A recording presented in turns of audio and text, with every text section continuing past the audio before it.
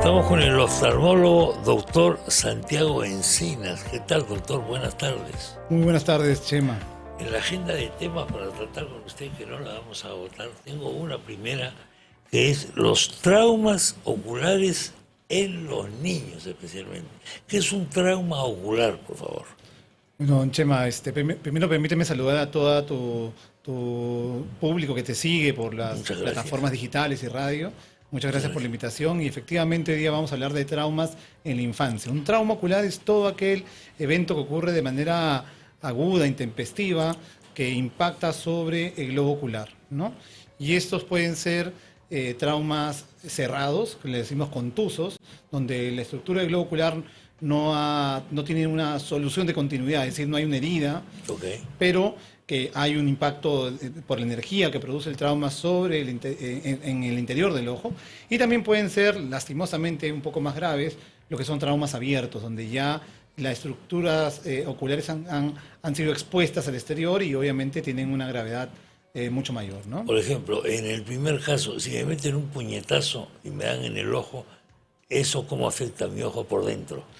Eso es una de los casos más frecuentes que hay, porque son golpes que ocurren, que pueden ser intencionales, intencionales o no intencionales, pero ocurren con mucha frecuencia y de acuerdo al impacto, muchas veces el puño suele muchas veces ser más pequeño que la órbita. Por tanto, si impacta directamente sobre el ojo, lo que va a haber es muchas veces un daño consecutivo en todos los tejidos oculares. En todos los tejidos oculares. Si me dan en el ojo. Exactamente, porque puede haber desde un desprendimiento de retina, puede haber una hemorragia dentro del ojo, la formación de cataratas. Formación de cataratas que son de rápida, digamos, evolución. Muy rápido. Yo pensé que la catarata se formaba más lento. Se forma muy rápido. Es un trauma. Es un trauma. Incluso la misma estructura de la catarata puede caerse al interior del ojo cuando hay un trauma muy serio. Y la inflamación que se produce dentro del ojo tiene consecuencias inmediatas, obviamente, que pueden producir pues una disminución visual importante, pero también, como lo mencionas, puede formarse consecuencias a lo largo de los años, ¿no? Por muchos años vemos pacientes que han tenido traumatismos en la infancia, de lo que vamos a hablar ahora, que quizás lo pasaron por alto y que de grandes desarrollan enfermedades de manera más temprana y sobre todo... ¿Y eso está relacionado con lo que le pasó en la infancia? Exactamente. Ah, ¿sí? Sí. Lo veo, por ejemplo, yo cuando tengo un paciente muy joven, estoy hablando de un paciente de 50 años, que desarrolla cataratas, por ejemplo, o glaucoma en un solo ojo, y uno le pregunta, ¿y has tenido algún traumatismo bueno de niño? Me cayó un golpe, recuerdo algo, y está relacionado con eso, ¿no? Increíble, hay una consecuencia entonces. O sea, va madurando esa lesión. Va madurando porque además dejó secuelas que a veces pasaron desapercibidas, en muchas ocasiones no son llevados a un centro de atención, pasaron muchos años sin problemas y se manifiestan después de años, ¿no? Correcto. Estos derrames de la sangre, que yo tengo algunos, en los ojos, ¿qué significan?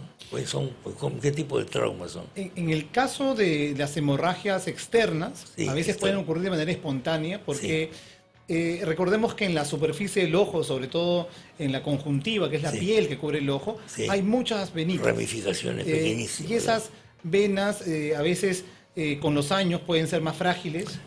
Muchos pacientes sufren de patologías como hipertensión arterial, la presión puede subir, o toman medicamentos que pueden hacer que la sangre esté más, digamos, con menor coagulación, con capacidad de coagulación, como la aspirina o el ácido acetilsalicílico, y esto, de alguna manera, puede conducir hemorragias. Si son espontáneas, probablemente sean por eso, un disgusto, o empujamos o hicimos mucha fuerza. Fuerza, ejercicio. Exactamente, ¿no? Pero eso en el niño es menos frecuente. Pero cuando vemos eso y efectivamente en niños hay que sospechar que ha habido un traumatismo ocular. De todas maneras. Y hay, cuando hay un traumatismo ocular, nosotros nos guiamos de la zona donde está ese acúmulo de sangre para también saber si por ahí, por ejemplo, puede haber habido ya no un trauma cerrado, sino también un trauma abierto. Acordémonos que en la infancia muchas de las situaciones ocurren en el ámbito del juego o la travesura, ¿no? Y a veces puedan haber habido un traumatismo y por miedo esconden el hecho. Sí, y muchas veces... por miedo no dicen nada a los papás. Y eso es muy frecuente. Llegan jugando en la calle. Y el lugar de entrada es tan pequeñito que a veces no hay digamos, un objeto con el que nosotros podamos identificar, pero sabemos que ahí en esa zona hay una lesión. Entonces, si vemos un niño con una hemorragia, sospechemos que ha tenido un trauma. Puede ser un trauma pequeño, un golpe con algún juguete, o puede haber sido algo un poco más aparatoso, ¿no? Algo más grande. Por ejemplo, en esta temporada, no, ya pasó la temporada de playa, estoy con el calendario, el reloj biológico, como dicen los guatrapos atrasados, pero en fin, se mete el niño a la playa, al agua, y en el agua pues hay muchas cosas, hay palitos, hay cositas, etcétera, y se te mete al ojo. Efectivamente, puede haber, además que el mismo juego. La estadística dice que en la infancia más pequeña, la mayoría de traumatismos ocurren en el ámbito del juego. Y eso es algo importante porque ocurren en ámbitos domésticos, ¿no? O sea, en nuestra casa, ocurren en ambientes de paseo, por ejemplo, como que estás mencionando en una piscina, o deportes. Ya cuando son ámbitos más grandes, niños más grandes, mayores de 15 años, ocurren pues de repente cuando hacen deportes de contacto, ¿no? Pero niños más pequeños pueden ocurrir ahí. Y sí, efectivamente, en una piscina o en el mar, en la playa, pueden encontrar objetos punzocortantes que están en lugar y puede haber un accidente, ¿no? Si mi hijo pequeñito se comienza a frotar el ojo insistentemente, ¿qué debo sospechar o qué debo mirar? Siempre hay que observar si esta ha sido una conducta repetida, pero si de pronto empieza a ver justo lo que mencionas, que el niño cierra el ojo, no puede abrirlo, empieza un lagrimeo, un enrojecimiento ocular, podríamos sospechar que hay un cuerpo extraño en el ojo, ¿no? Que puede haber ocurrido porque estuvimos limpiando algo y justo cayó el cuerpo extraño. Y rara vez está relacionado con temas de algo que se ve muy frecuentemente, que son objetos de la calle. Generalmente son objetos domésticos que ocurren, pero hay que sospechar que hay un cuerpo extraño y hay que llevar a los niños a una revisión, en ese momento oftalmológica, para determinar. Hay formas de revisar a los niños, hay maneras de tratar de evitar que el niño pues, no se resista al examen y poder retirar el cuerpo extraño si es que ocurrió, ¿no? Claro. ¿Qué pasa con los conductos lagrimales? ¿Cuán frecuente es que estos puedan causar problemas? Los conductos lagrimales pueden primero estar obstruidos en la primera infancia. Muchas veces hay un lagrimeo excesivo. Y viene el lagrimeo porque se ha rebalsado. Porque no hay la conducción, pero se abren en la mayoría de casos espontáneamente. Pero son muy importantes. Entonces, justamente, si es que existe un traumatismo muy grave, incluso los traumas externos en la órbita, pero sí, con objetos punzocortantes muchas veces, pueden lastimar este conducto lagrimal. Y hay que repararlo y hacerle un nuevo conducto para evitar que se obstruyan, porque si se obstruyen de por vida, lo que va a ocurrir es un lagrimeo permanente que va a ser muy fastidioso para el desarrollo de las actividades. Y eso, de hecho, cala muy bien con decir que los traumatismos en niños tienen un impacto muy grande, porque de acuerdo a la secuela que ocurra, va a haber la expectativa de vida de los niños, pues conducen a que haya secuelas muchas veces de discapacidad, ¿no? Claro, sin duda que sí. Claro que sí. O sea, ese lagrimeo puede tener su debida importancia. Efectivamente, siempre que vemos algo diferente en nuestros niños, tenemos que acudir a una revisión profesional. La medición o la medida de la presión ocular. ¿Cuán difícil es hacérsela a un niño? ¿Y cuán importante puede ser o no? Si el niño es muy pequeño, probablemente esta medición de la presión intraocular tenga que hacerse bajo una sedación, ¿no? El niño dormido, lo llevamos a hacer operaciones. Obviamente aprovechamos de hacer una evaluación pues completa del tamaño del ojo, incluso la medida de vista en niños muy pequeñitos se puede hacer dormido porque es una medida objetiva, es decir, con ciertos aparatos que nos permiten saber qué tanta medida tiene ese niño. Y uno de los elementos que podemos usar en esos casos son aparatos portátiles para medir la presión ocular. Sin embargo, hoy existen otros tipos de aparatos que son portátiles, de muy poco contacto, que son milésimas de segundo, que se llama el tonómetro de rebote, que se utiliza en niños. Y incluso no importa la posición en la que le tomemos, si está echado o parado. De rebote. De rebote, porque es como la cabecita de un alfiler Roma, obviamente, que tiene contacto con el ojo durante muy poco tiempo. Entonces, el niño distraído, le tomamos con ese aparatito y podemos tener una medición de la presión intraocular muy rápida. Como es pequeñito, no requiere anestesia, por lo tanto el niño no se resiste por las gotas y hoy en día podemos examinar a un niño de esa manera. Obviamente hay condiciones en las cuales los niños no permiten, sobre todo en traumas, a veces los niños están muy adoloridos y en esos casos se requiere llevar al niño a un quirófano para una revisión. Felizmente la menor cantidad de veces tenemos que lograr eso, porque los niños logramos de alguna manera examinarlos, tranquilizarlos y llevar tranquilidad a los papás de cuál es la magnitud del trauma en ese momento, ¿no? ¿Qué relación puede haber entre una lesión ocular, ya que tú estás hablando de esta continuidad, que yo no tenía idea de que puede demorar tanto en aparecer la cosa, entre una lesión ocular y el glaucoma? Muchísima. Hace unos días escuchaba una conferencia acerca del glaucoma por trauma ocular. Y una de las cosas que nos mencionaban con mucha insistencia es que el glaucoma puede ocurrir años después porque la lesión anatómica que ocurre con el trauma ocular muchas veces luego desaparece. O sea, el oftalmólogo lo examina, no va a ver la lesión, ya ocurrió el daño anatómico. Y hay glaucoma. Y luego de unos años aparece el aumento de la presión debido a esta lesión que fue años atrás. Así como la catarata que te mencionaba, el glaucoma puede ocurrir. ¿Cómo lo sospechamos? Porque a la hora de examinar vamos a ver pequeñas señales de que había un trauma. La pupila, por ejemplo, que normalmente es redondita y juega con la luz, la vamos a ver de repente un poco deforme o alguna lesión, y a veces le preguntamos a la persona y no se acuerda. No, yo le digo, pero no has tenido un traumatismo porque acá hay una lesión y tienes la presión elevada solo en ese ojo. Entonces aquí puede haber habido efectivamente un problema de traumatismo ocular que no lo has advertido o que fue en la infancia, muchas cosas no nos acordamos. Exactamente. Muchas cosas no nos acordamos.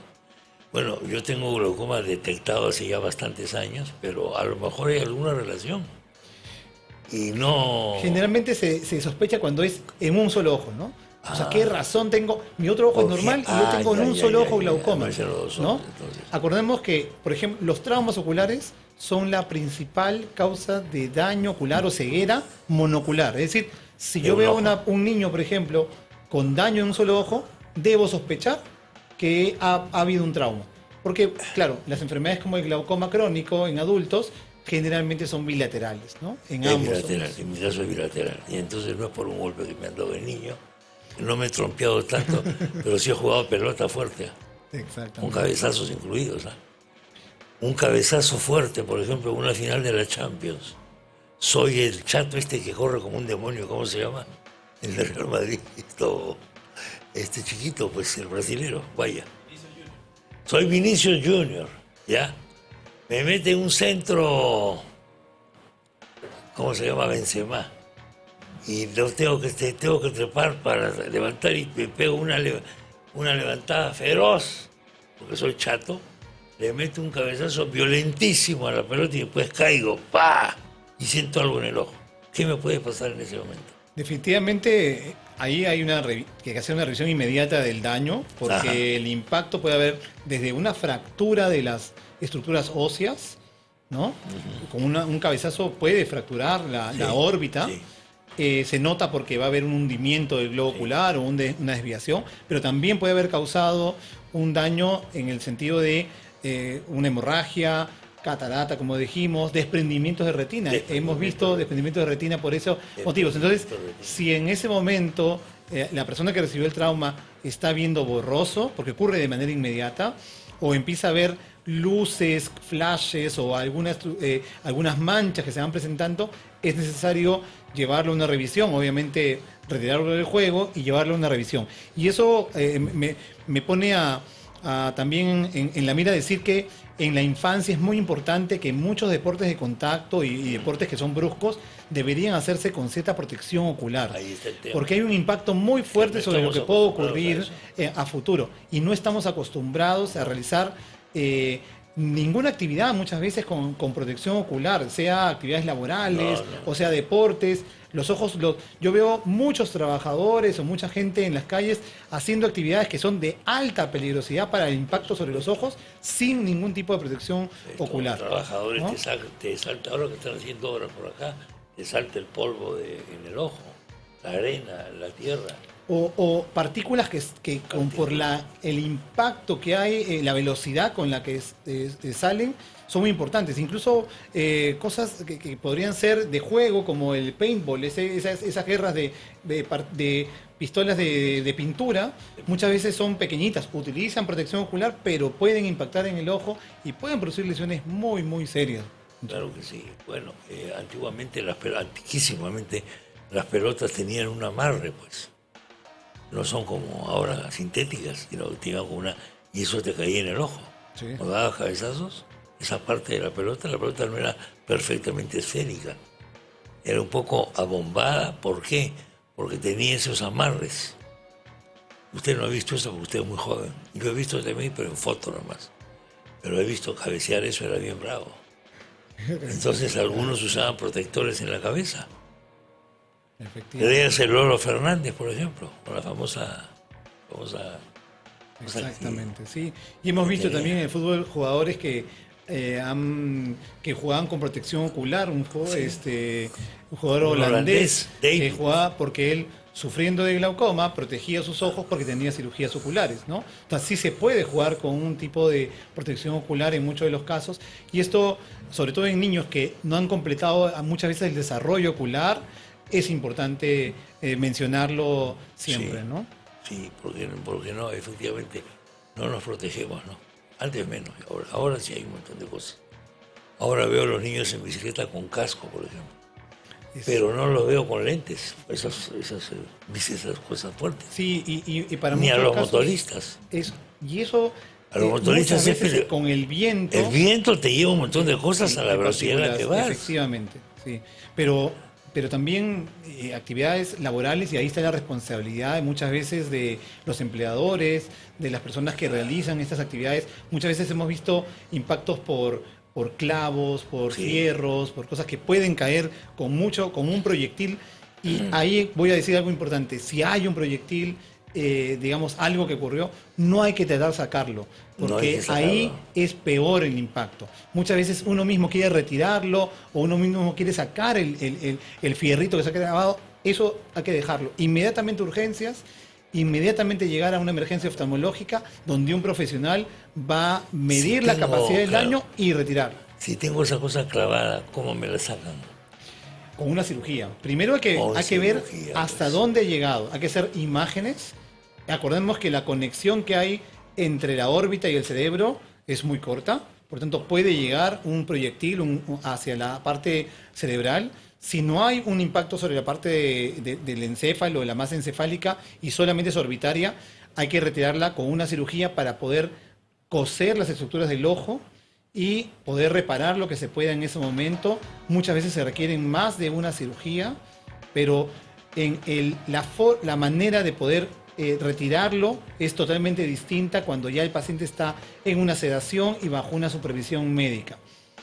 Algo importante es que los estudios dicen que la gente va muy tarde a las emergencias. Se demoran entre 6 a 10 horas en llegar cuando han tenido un traumatismo ocular, incluso abierto.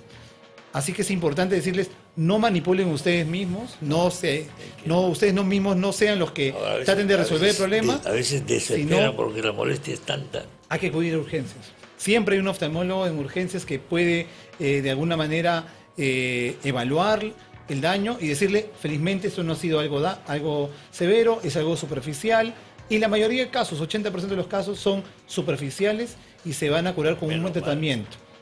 Lamentablemente hay casos más graves que van a requerir una cirugía oftalmológica, y en un 7% de los casos puede haber una pérdida de la visión por un trauma ocular. 7% de los casos. Si hay un trauma ocular, efectivamente. un 7% de los casos, otras estadísticas dicen 14%, de acuerdo a la realidad, pueden haber una ceguera, una pérdida visual por un trauma ocular.